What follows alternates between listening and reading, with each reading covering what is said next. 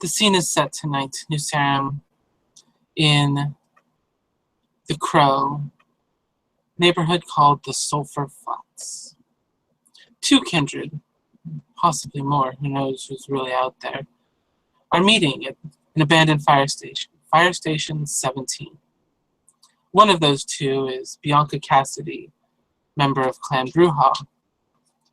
She's left her wound a bit open tonight so that she can show the sheriff, talk to her, find out what she can do, if anything, about it. She knows that there's going to be costs. Everything has costs. But she's looking for answers and is willing to listen, so she's hoping the sheriff has some of those as she approaches the fire station. Well, no one's there, at least initially, as you enter into the abandoned firehouse. It's dark. It's honestly, knowing what you've been dealing with these past 5 years, it feels a little unsettling. Like this is the perfect place for an ambush. You're south of the river after all, and that's where the Sabbat are most active. Though every once in a while, as you know, being in the Bay markets, they find their way north of it.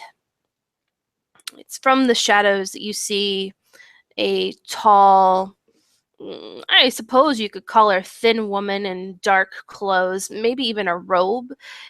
They look flowing, and they almost don't look like they fit in this modern age, so to speak. As she steps out of the darkness, she has a very serious look on her face. She doesn't seem calm. Well, she seems calm, but she doesn't seem particularly happy.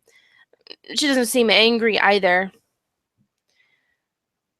She just kind of looks at you for a moment. Neonate.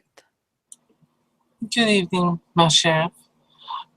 Mr. Silversmith of your clan said that I should speak to you about wounds.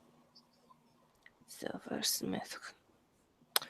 I was told by your sire, Yukimura, that you needed to speak to me about something. I did not know it was of wounds. Yes, it's a wound. They discovered it in that last anti-tribute of your clan that they brought in. This sword of Damocles with a blade of blood. I appreciate you getting straight to the point. I am a busy woman. So, sword of Damocles, you say? Those are very rare. Are you positive? Yes, ma'am. I have the wound fresh every night. I am shocked you are not dead, to be honest. If it weren't for Mr. Green, I would be. What did you see? We're going after Haven. We thought there were only three. All of our information said there were only three. So we went in expecting three. We killed three, but there was a fourth that nobody seemed to know about. He struck me across the back with his sword. When I turned and saw it, it was like a blade of blood. Just like when Mr. Silversmith wielded it in Elysium. Yes. The Blood Raiders, they are very crafty. And this man got away, are you sure? Yes, Mr. Green got me to safety, but he ended up dying in the process. And Beatrix, Clan Nosferatu, was also there. Tell me, Neonate, why should I help you? Because I spend most nights out fighting this about keeping him back from any way I can. Going in at a deficit only weakens us as a whole.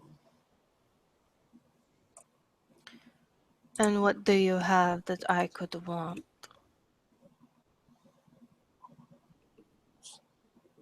What do I have that you could want? My service is all that I can offer. I'm not bad with a weapon. I'm good at garnering information,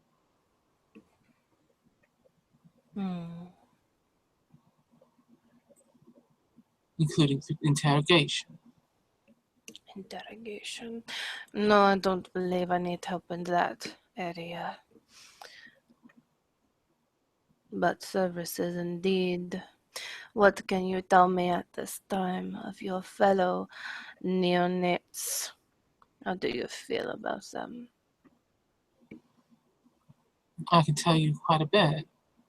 I know that 2 of the younger members of your clan are looking to try and capture Sabat, bring him in, experiment on him. Though it seems them and the young Malkavian, new girl, Danielle, I think she was called.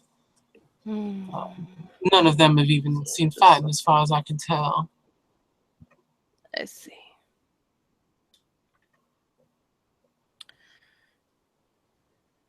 We'll see what. We'll see. I will consider your payment. But I also know first, that Miss Danielle seems very eager to prove herself to the city. yes. She just kind of sits there and contemplates. Before I even agree to assist you, there is something you must get regardless in And what order is that? to. Well, first, let me see your wound. And she pulls off her jacket. She wore something low cut so that the most of the wound could be visible. And she turns her back to her. It stretches from her right shoulder. Looks like it goes clear down to her left hip. The sheriff just kind of observes it for a moment, and then eventually you can feel her hand on your back around the wound. In fact, it probably hurts because she seems to be quite, she's inspecting it quite thoroughly. Before I can even heal you, you need a bit of blood from the man who did this. Do you know whose ghouls did the cleaning up of his body in Elysium? I don't even know if he's dead, though it would seem like so, wouldn't it? Unless he managed to escape to domains out of our control. There are rumors that they are running to neighboring townships, but I have no jurisdiction there. Or he's dead, in which case I do not know if there's any blood to get. So there could be more than one soul. All I know is that the blood traitors of Clan Tremere are dead in Nucerum. If they weren't, I wouldn't be talking to you. I would be hunting them down. Of course. I need his blood. Is there a way that I can track him other than finding the last remnants of his pack, if there are